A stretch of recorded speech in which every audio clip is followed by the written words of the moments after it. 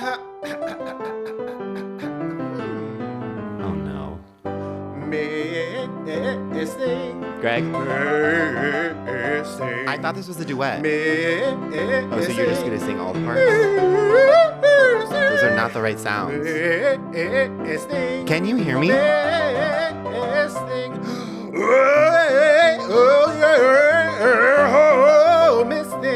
Bonk. Welcome to Miss Thing. I'm Greg. And I'm Tim. And this is a podcast that celebrates and appreciates the Miss Things of the past, present, and future. Yeah, in every episode, we take a key moment from our Miss Thing's storied career and do what we do best, which is make it all about us.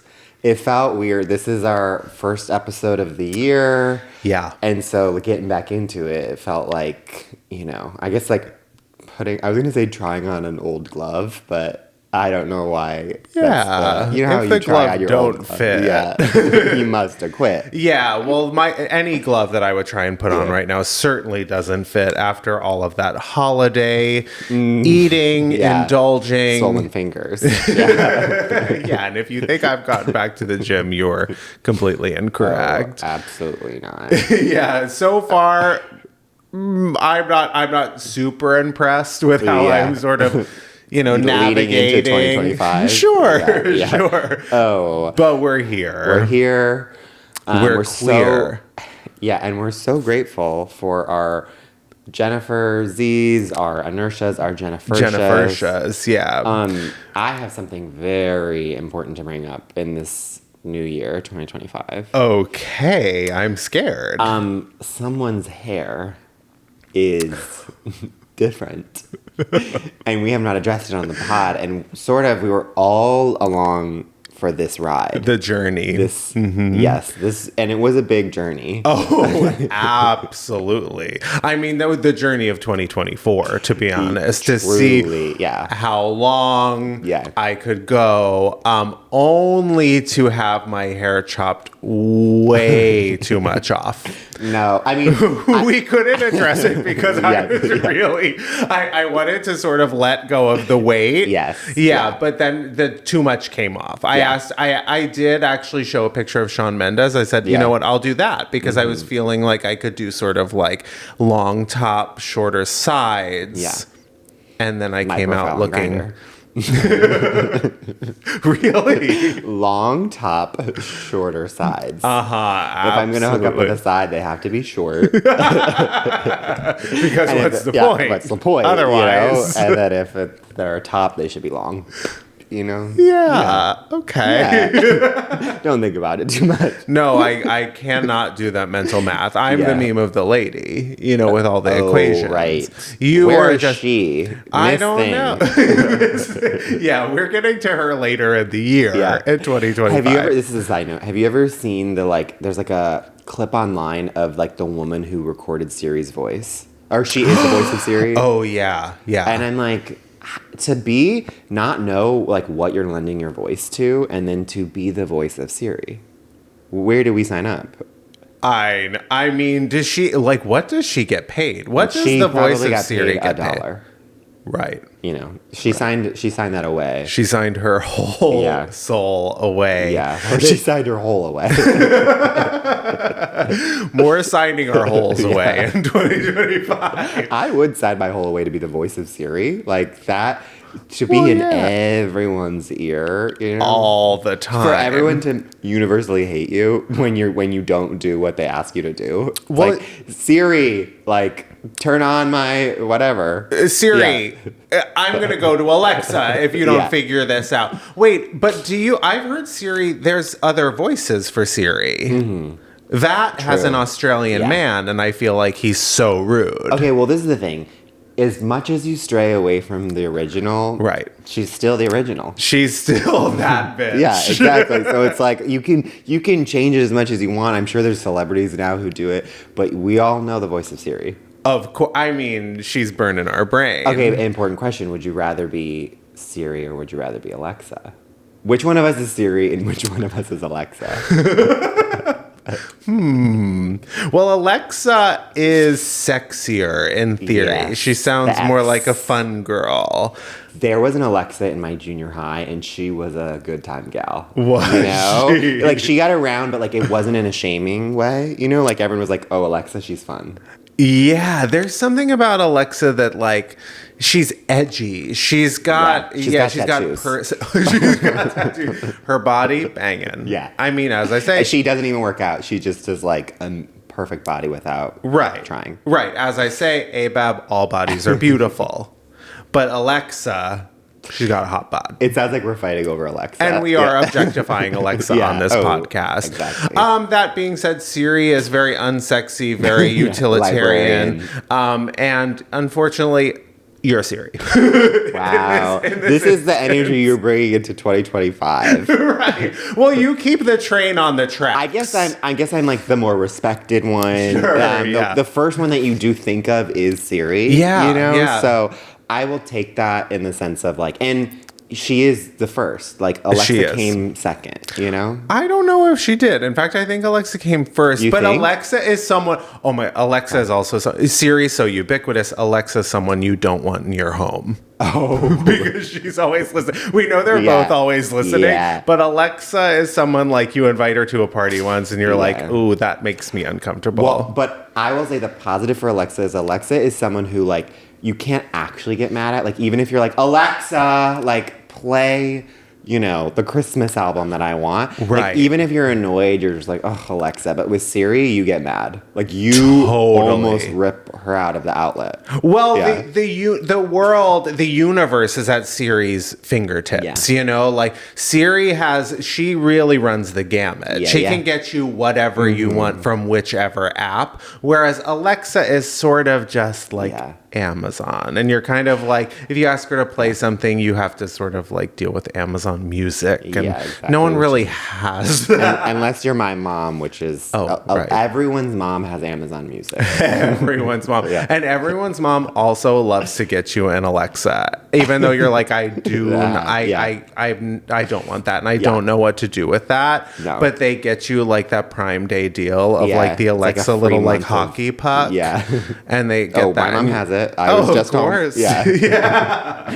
Yeah.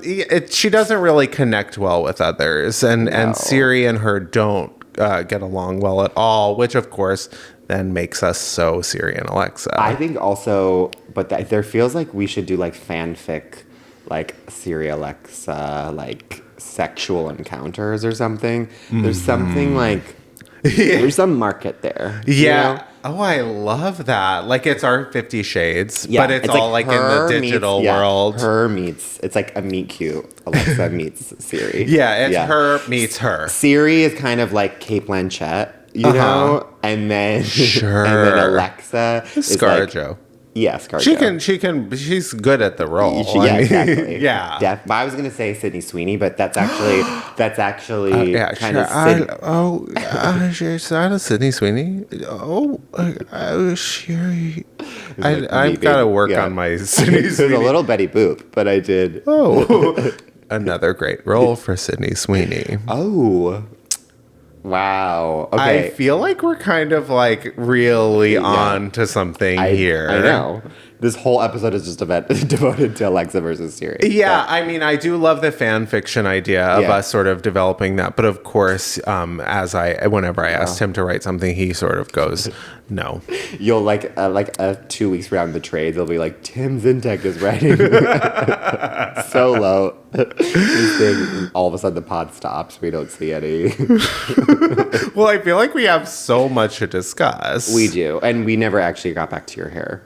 Oh, well, I mean, long story short. Yeah, too short. Yeah. Well, she's growing out. But again, that was what 2024 was all about, seeing what could and would happen with it. And I needed a fresh start. And here we are. Now, do you feel like, is the journey for 2025 getting back to that length, or who knows? We don't know. Okay. We do. Jennifer says... Mm-hmm.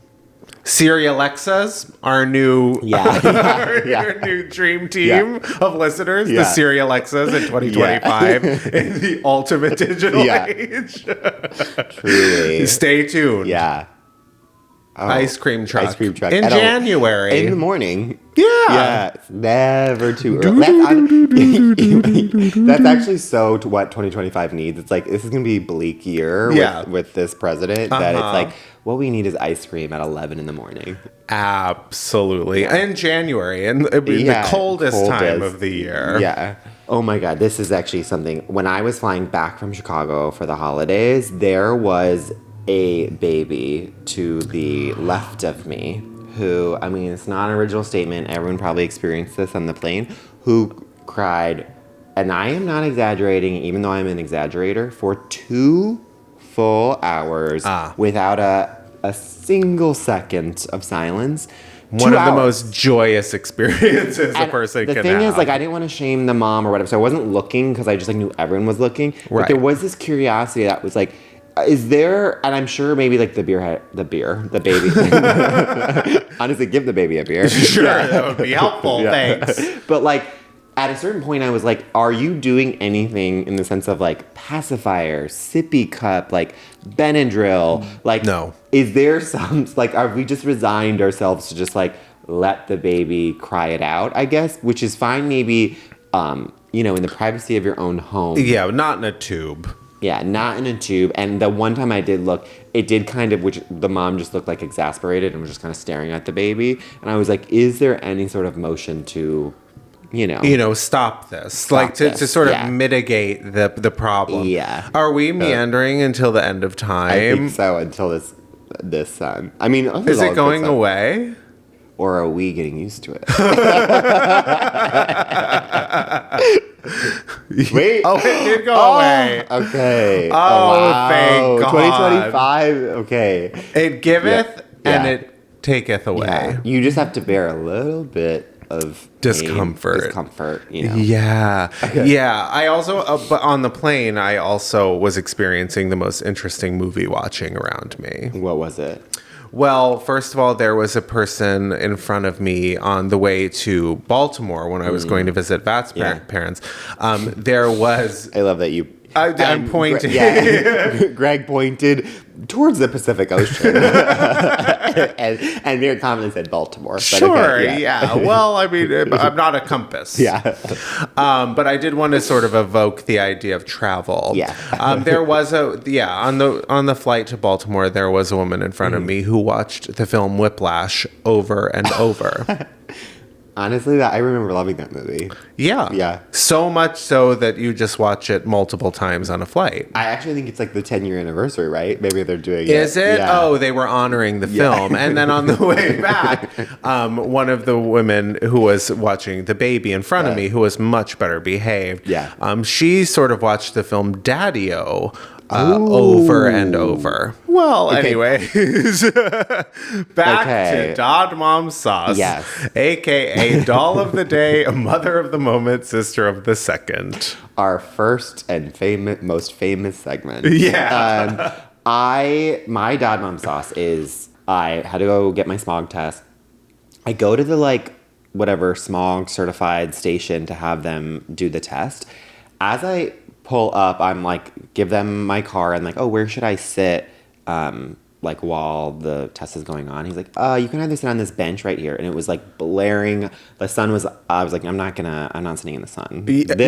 This pale porcelain skin? Absolutely not. And they're very all of the smog shops here are there's the tiniest little garage. There's a spot for a car, and then it's the rest is the street. You're literally setting it up perfectly. Thank you. Okay, that's exactly what it is. It's the bench that they said I could sit on was just the bench waiting for the bus, And I was like, okay, well, is there something inside? And then they're very generally point to their right, and they're like, yeah, over there's a chair. And I was inside, and I was like, okay. So then I look, and there's just an open garage door with a folding chair next to a car that's clearly being worked on. Yeah. Which seems like what the person would sit on while they're working on the car. Sure, full exhaust. But no one's in there. And so I'm like, I guess it's just another garage, part of their garage, and no one's working there right now. Uh-huh. So I am so nervously enter. I'm looking around, no one's looking at me. I'm circling the chair because I'm there has to be another place to sit.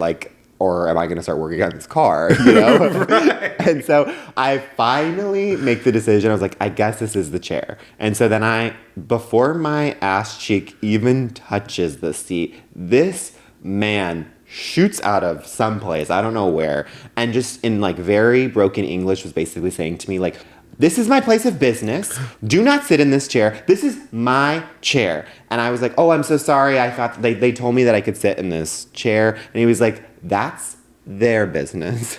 This is my business. He was like, do you see? Yeah. Okay. I was like, he's like, do you see? He's like, that's that garage. Can you see that this is a completely separate garage? And in that moment, I was like, I cannot. Like, I cannot tell the difference. Like, yes, sure, like, there's a separation between these two garages. There's no signage. There's no sort of like, this is where you're entering a new property. Oh my God. You're basically in a 2-car garage. Yeah, basically. There's like a piece of wood like separating the 2 cars. That was it. And so I was like, I'm so sorry. Like I thought that, and he was like, go back and talk to them because this is not it. And I was like, and then he stormed out and I was like, I felt bad too because but then at the same time I was like, wasn't doing anything. Oh, at the same time, it's like, it's a folding chair. Yes. And like, does anyone need their windshield wiper fluid replaced? Because I can do that. Yeah. Oh, that's actually what I'm doing in 2025. Yeah. You were sitting in the chair ready to put some windshield wiper fluid. But I go back to the place and I was like, hey, where am I supposed to sit? Like, I thought it was over there. And then that guy also was like, that's a different business. And I was like, there is no way of knowing that. Like, my God. I wish I could show you guys. Like, I was like, this is the exact same business. Anyways, he goes right there, go in that door, because there was a door that was like slightly ajar that looked like the bathroom because it was so tiny. So I figured it was like the outdoor bathroom. So I push open that to find a desk, and that has barely enough room for a chair on the other side of the desk. I go to sit, and when I go to sit on this chair, my knees touch the desk. Like, that's how tight this thing is. I'm sitting there, I kid you not, then the door opens. Morgan, the man who's so mad at me, walks into this office.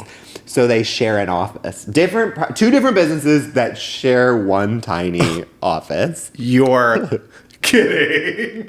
So then he completely ignores me, goes to sit, but then we're facing face to face, or sitting face to face. And it's like very silent, like he's not saying, and I was like, I'm sorry again. Like, I'm sorry about that.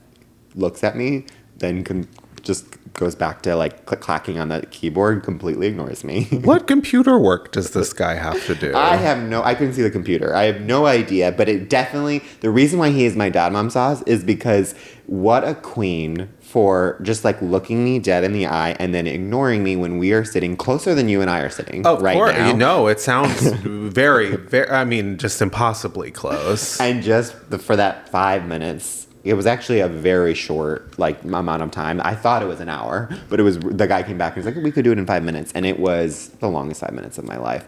But what is your dad mom sauce, Gregory? So, when you get back like before New Year's and it's like very, very quiet in town, like the closer to Christmas, the more quiet it is. It's the best time to be in LA. So Vat and I, we went out, we were walking the dogs. We were doing like a nice little neighborhood stroll, and it was really empty. Like, no one was around. We were over by the river because we kind of live by the river. So I don't know. It sounds like you're setting up a crime. It's very Terminator 2. No one was around. Just that night. We go to the river. Yeah, well, we're walking. We're we're in the middle of the street because there's kind of like over there, there's not really cars. So we start discussing something that like you wouldn't really like discuss in public, but we were sort of able to do it because there was not a soul around. Yeah.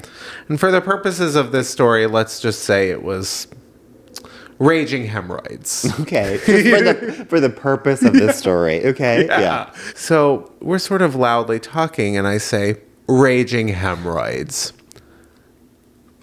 At that exact moment, there is an elderly couple on a tandem bicycle. I'm not even kidding, like an inch away from me. They both turn and go, They look at me with absolute disgust that I would dare say something like that near them.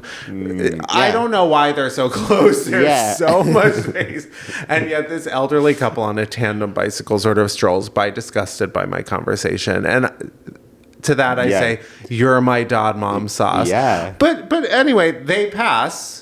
No one else is around. Maybe they thought that you were calling them a raging hemorrhoid. Yeah, which they clearly. I mean, they're riding a tandem bicycle. That is actually a great thing to yell at someone. Sure, not good for the whole, but not good for the whole, but like a very descriptive, like way more, poetic. Exactly. When you're mad at someone and you're in traffic, you roll down your window. It's like, hey, you raging hemorrhoid. Exactly. So they pass on a tandem bicycle. I was like, wow, what a strange image. What a strange thing to happen. So we continue our conversation because they're gone. Mm-hmm. They pass.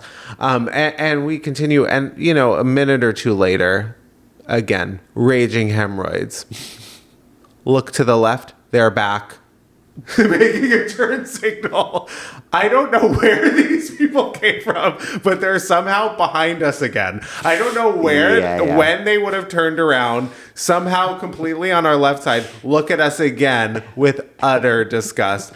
I don't know where they did this loop. Yeah. Something happened like in the space-time continuum where this elderly couple on a tandem bike decided to sort of pass us twice, like an inch from our bodies, but I just salute them. I mean, what have you considered that maybe their names were Raging and then Hemorrhoid and they thought they're like, oh, we're being called, or they're like some sort of witchy presence? Absolutely. Yeah, we were calling. Yeah, we were so hail to the guardians at the Watchtower of the North. We invoke thee, Raging Hemorrhoids. I mean, you couldn't have set up, you're like, no one's around, we're by the river, not a soul could hear any sort of activity that you could get up to here. I actually think you guys were like sitting on a pentagon. Yeah, not pentagon, a pentacle. Yeah, we were sitting on the Pentagon. Yeah, we were sitting on the Pentagon, of course. Anyways, okay, should we go to bed? Yeah.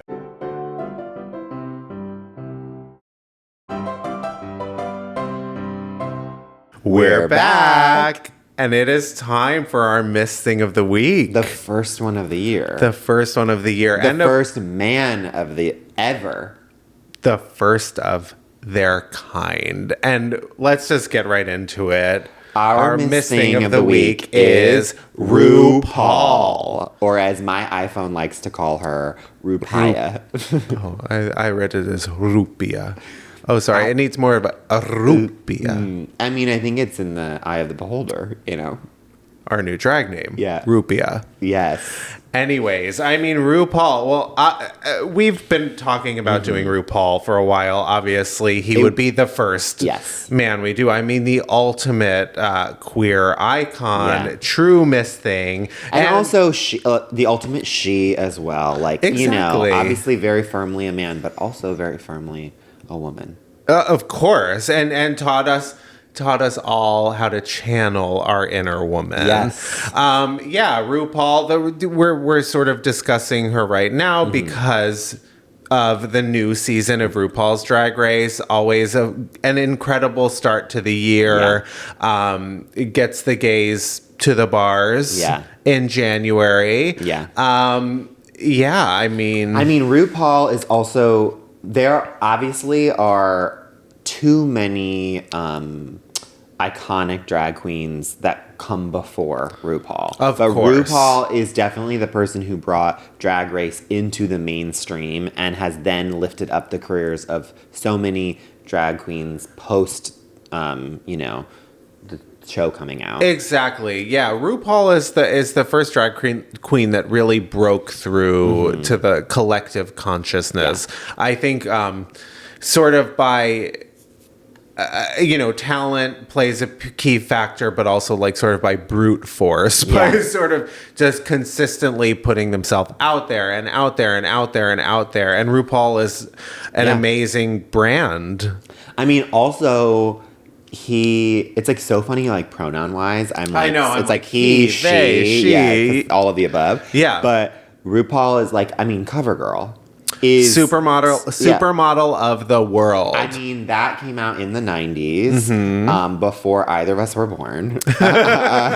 And it was a huge, massive Billboard hit. Yeah, we're really sort of stumbling over our words. It's the first week of January. It's the first week. We haven't exercised. There's nothing healthy going on in our brains. But like RuPaul, like that, even of itself, like just having a huge hit as a drag queen in the 90s. Yeah. Unheard of. Yeah, I remember so clearly sort of the first time I saw RuPaul and was trying. I couldn't make heads or tails of what I was experiencing, but it was during the Brady Bunch movie, funniest movie of all time. Actually, funniest movie of all time, very Brady sequel. Yes, but second funniest movie of all time, Brady Bunch movie 1, where she plays Jan's guidance counselor. It says, Jan, you better work, and then Supermodel plays. I mean, there is some sort of euphoric hit that happens to gay men, even if that hit is to shit on Drag Race.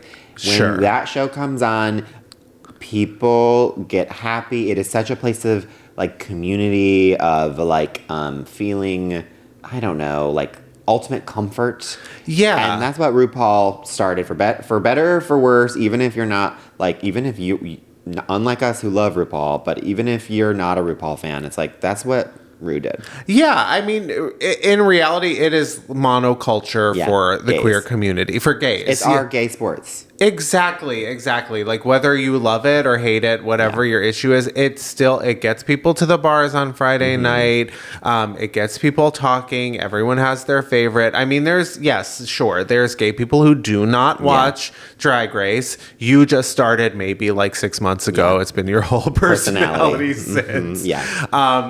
But yeah, it brings our community together in a very positive way, and now it's broken into the mainstream in a way that is that we're like, enough. This is for us. It's almost like no, sorry straights, but this is for us. But I think it's time, for the first time in 2025, to make it about ourselves. Us. Sorry, Ru. I think Ru would approve, actually. Ru is all about the personal brand. Yeah. So, Greg, how do you make Ru all about yourself? I had the opportunity to work alongside RuPaul at one point. Yeah, when I first moved to Los Angeles, my first job, it was very brief before I moved over to CVS. Pharmacy. Yeah. I worked at World of Wonder, which is the production company that does RuPaul's Drag Race.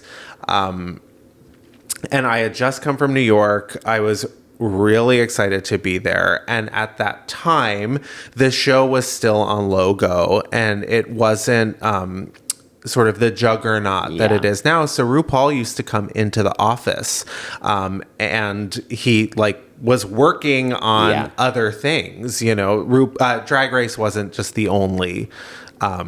It wasn't quite the money maker that it is now. So to backtrack, I had lived in New York. We've been there a million times. But before I moved to LA, I went on vacation in Greece with a bunch of friends. And I had got a particular pair of shoes, like these really, really cute, chic shoes, just for the Grecian trip. Okay. That I wore out once. And they got completely destroyed. It was like Mufasa, the Lion King, full stampede happened over those shoes. And Did you see that movie? No. Oh, okay. But I wish them nothing but the best. And I won't. No, I don't think I've seen that movie. I was just a shock for that to come out of your mouth. But sorry, keep going. I don't know what happens in it, but it was more the Lion King. There's definitely a stampede. Definitely a stampede. I know that is at least a part of the first one. So those shoes were completely destroyed, and I never thought I would wear them again. So when I moved to LA, I was like, oh, I've got this great new job. Like, maybe I can figure out a way to like clean these shoes. Like, I'm not like a person who figures things out like that, but I watched a YouTube and I figured out how to clean these shoes. So I did. And I wore them into the office. This is the second time I've ever worn them. I'm really excited about it. Yeah. This day is the first day that RuPaul is in the office with me. I'm a little freaked out because obviously he's a huge icon. Yeah. My desk was right near the kitchen. Okay. RuPaul was immediately behind me in the kitchen talking to someone. The conversation was about cute shoes. So I'm thinking, oh my God, I'm wearing my cute shoes. You put them on the desk? Yeah. I tiptoe my feet around sort of like casually to see. Yeah. Like just to see if game recognizes game. Yeah. And all of a sudden, I hear, those are cute shoes too. I turn around. He's looking at me, pointing at my shoes. I go, thanks, I just washed them. His face was utter confusion. I mean, RuPaul has seen and heard everything. And I feel like that one really threw him. Yeah. And it threw me as well, you know, so I immediately start backtracking. I'm like, oh, I was just in Greece and I got these shoes just really greasy. He goes, oh, those, he's a little, really, really taken aback. And he's like, oh, well, yeah, those are very Grecian. And I just biffed it. And also, he's a very famous, like, quick to laugh person. He laughs some would say too easily. Not in this case. There was no laughter to be found. But he was sort of even trying to figure out his way how to navigate his way out of that conversation. And you're tap dancing closer and closer. It was hard. And that was my only interaction with him. So as I said, I went to go work at CBS very shortly after that. And I thought, you know, that my RuPaul days are over. So I started CBS maybe like a week later. I'm at the Coffee Bean in Hollywood by that, by the car wash. Yeah. In walks RuPaul. RuPiah right behind me. I'm like, oh my God, this is my opportunity. I should say something to him. I say, hey, we both get our coffee. Yeah. I go outside. I say, hey, I don't know if you remember me. I recently worked at World of Wonder. I was there really briefly, but I don't know if you remember me. He goes, oh, I do remember you. You're the boy with the cute shoes. He looks down at my feet again. He goes, oh, and you're wearing cute shoes now too. I'm in. You're barefoot. I'm completely dirty feet. No, I'm in. We have the most amazing, like 5 to 10 minute conversation. I have completely redeemed myself. It's so all good. I'm not weird. We're completely in the pocket. There's a first for everything. There's a first for everything. And I just feel like the stars have really, really aligned. I think now is a perfect opportunity. I'm gonna quit while I'm ahead. I'm gonna leave this conversation. Like, hey, so great to see you. I'll see you around. Turn around, slam immediately into a pole. Did I acknowledge it or turn around or sort of look RuPaul in the face again? No, of course not. At that point, I just walked away. Wow. And did Ru sort of make any effort to, you know, see if you were okay? No, I did hear behind me. Oh. Yeah. And then quickly scurrying. Yeah. Well, anyways, so RuPaul, we have a history. But it's not a good one on my part. Well, now the next time you run into him, you can say, remember, I'm the one who ran into the pole. I'm the boy with the two times have worn cute shoes in front of you and slammed into a pole. And then he'll just be like, enough. I have a restraining order. Yeah. Well, that is why we haven't seen each other again. I was served papers moments after that. Anyways, how do you make RuPaul about you? Well, when I think of RuPaul, I think of obviously being a cover girl. Because, oh boy. Because she's the most famous cover girl. And that takes me back to in college when I was at Emerson in Boston. There was this competition that was happening amongst all of the colleges in the greater Boston area, where there's, I think, 30 plus colleges in this 10-mile radius. And they did this competition when I was in school that was like, it was like the teachers could submit for the most creative college course. And if they did win this competition, then they would get like press coverage, and also like the course would be, the teachers would get paid like better, I guess. I don't know, but so it was on them. It was on them, but we were the beneficiaries of it, which is then I then submitted. Then we also like could see if we could get into it, and there was this class that Emerson offered with the Berklee School of Music, which was part of the creativity, which was called Writing the Feature Musical, where it was almost like a reality show competition where they would have, for the first half of the semester, you would just be with like your fellow screenwriters, and you'd be coming up with ideas for a movie musical, and then the people at Berklee School of Music would be coming up with like songs that they would want to write for a movie musical. And then halfway through, you guys would meet up and then pitch each other your guys' ideas, and then you would like sort of start to like try to pair up with different people, and you would have to pitch your idea to the songwriters, and then the songwriters would have to select you. And it was a very like The Voice style like reality show that was happening. Sure. It also sounds like the genesis of Amelia Perez. Yeah. Which feels like a college I wrote competition. I saw Amelia Perez recently, by the way, and wow.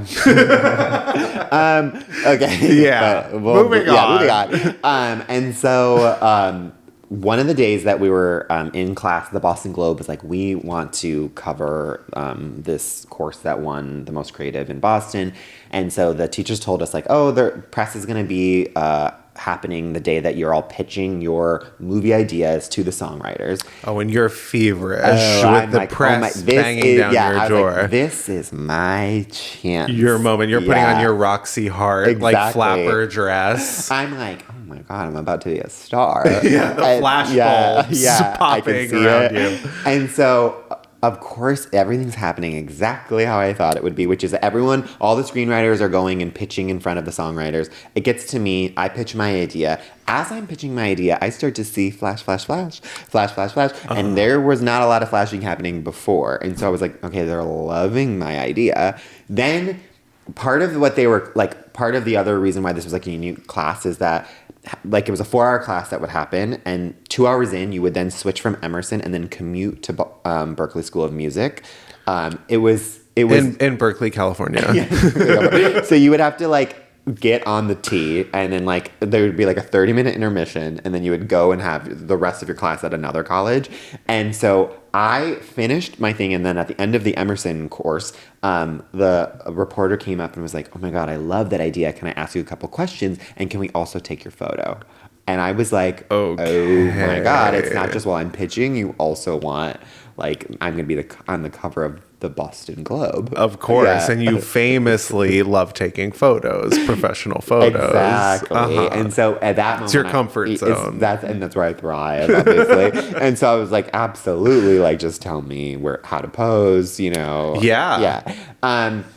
They take the photos, and then they're also like, and we also would just like love to ask you. And by the way, there is like 30 people in this class. They are only talking to me, and then they're like, we would love to ask you questions during the commute to Berkeley. And so I'm like answering. I'm talking, I'm literally chatting up a storm, like telling my entire life story. I'm like how I came up with this brilliant movie idea. Of course. Like, I can't believe this is going to be literally front page. Then I like a week. They said it's going to come out in a week. For that week, I'm telling every single person I've ever met in my life that I'm going to be on the cover of the Boston Globe.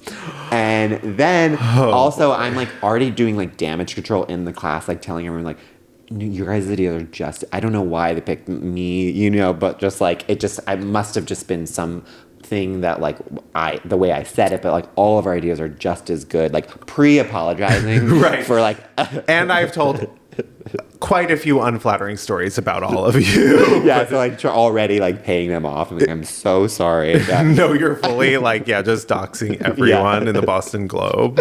And so I'm like, just like, it comes like, and it was coming out the following Tuesday, which the class was on Tuesday. And so I am so excited. I've never once bought the Boston Globe, but obviously that morning, wake up early, go to the street corner. There was a street corner in Emerson that had the... Which you were spending the night at. Yeah, exactly. Yeah. And I go to see, it's not on the cover of the Boston Globe, but it was in the art section. I flipped to that page, and then the photo is, in fact, me. Okay. But it is from behind. And it is actually just from behind my hands. While I'm pitching, it is literally just the back of my hands. And then I'm like, okay, well, I'm sure even though it's just my hands, it's going to be so many quotes. Yeah. An unabridged interview. Version, yeah. Yeah. To which I then find that the only thing that I say in this article is I say, yeah, our colleges are weirdly similar. What an astute, brilliant observation.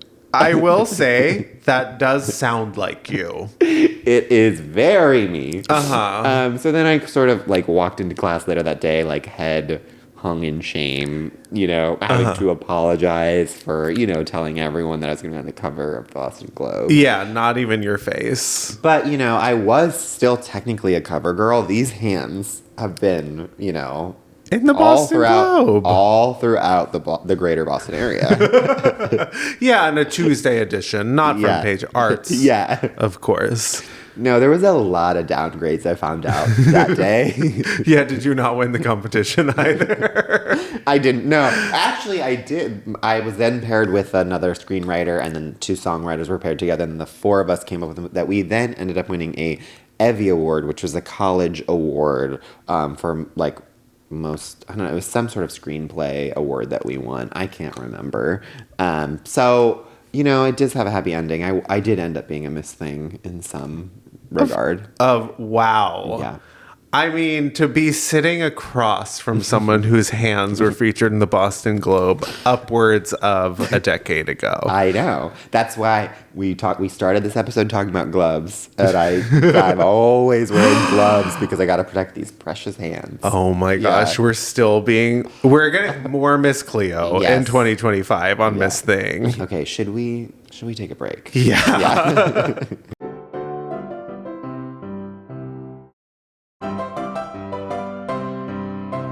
Welcome back. And it's time for Diva Down, our first Diva Down of 2025. Yeah. Diva Down is, of course, our segment where we talk about the person, place, or thing that needs our advice. Yeah. They're having... men. 2 gay men to sort of tell them what to do to sort of get out of the hole that they find themselves in. And this is our most famous segment. I don't say that about any other segment that we do on this pod.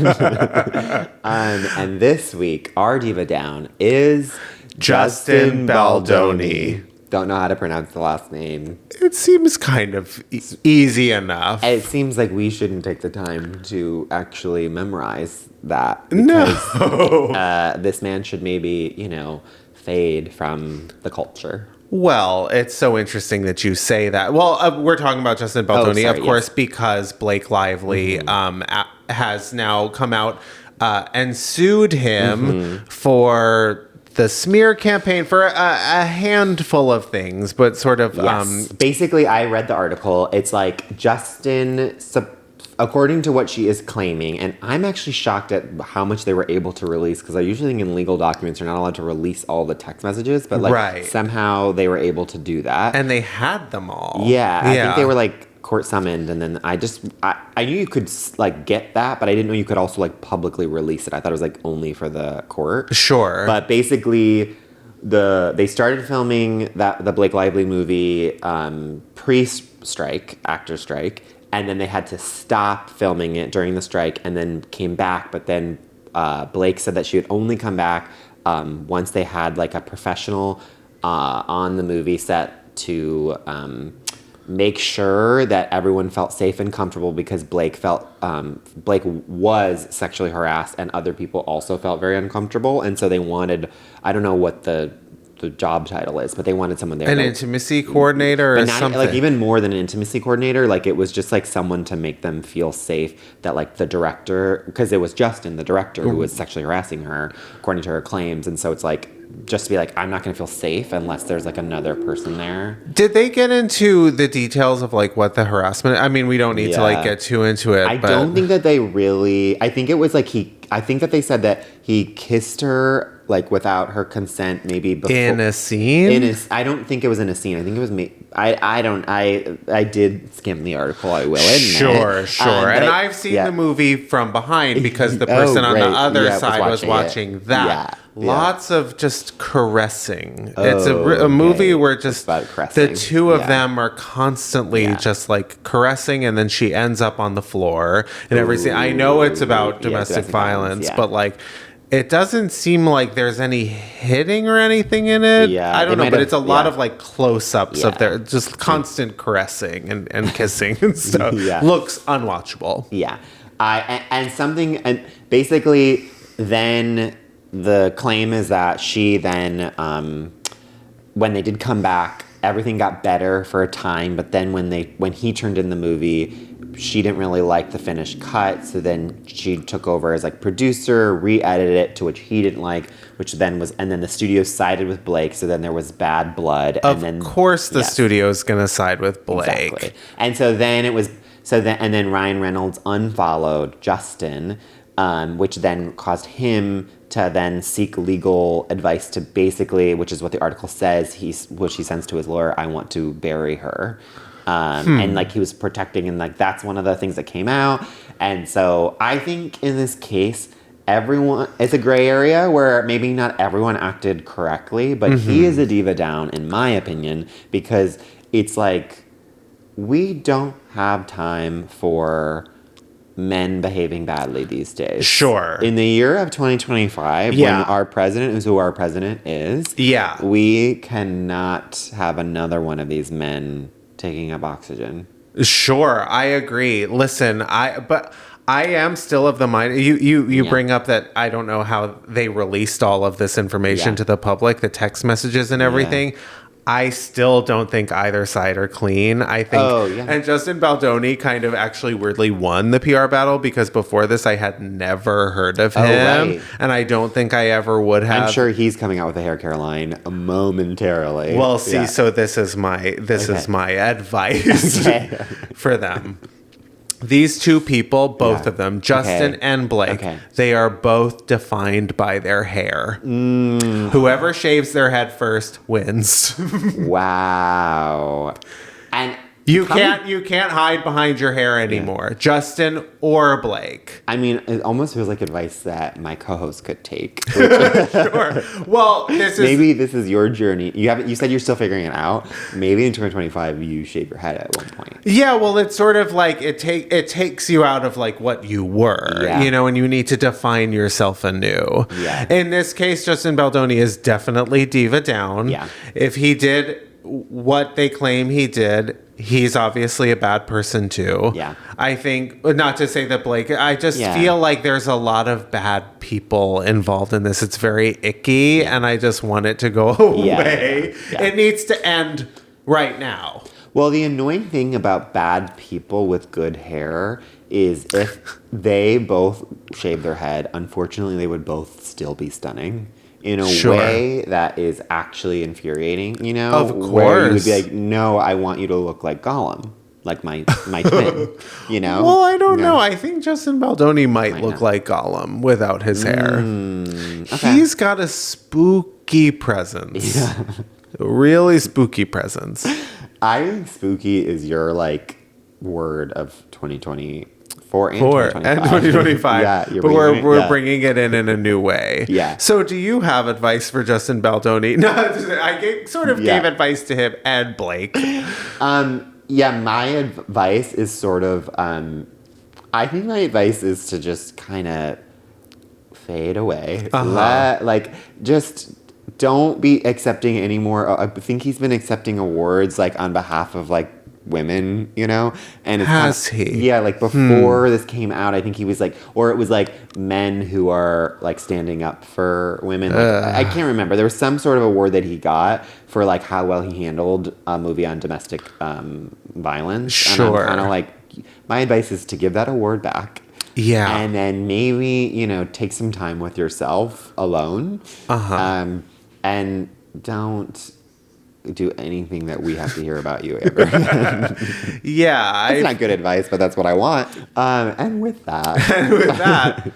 This episode is going to end with us. Yes. And follow us on Instagram and TikTok at Miss Thing the Pod. If you like the podcast, you know, follow. And we know you do. Yeah.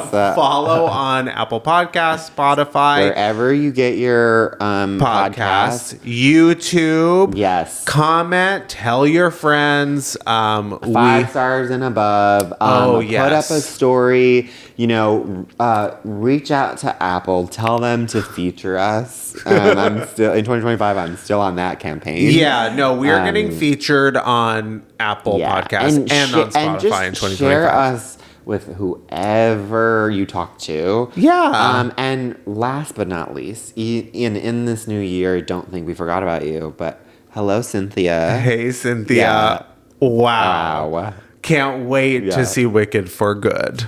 And we can't wait to see this award season because you're going to be, the nominations, the award shows. Oh, yeah. And to see your looks and your nails. Yes. Okay. And with that, goodbye. Bye.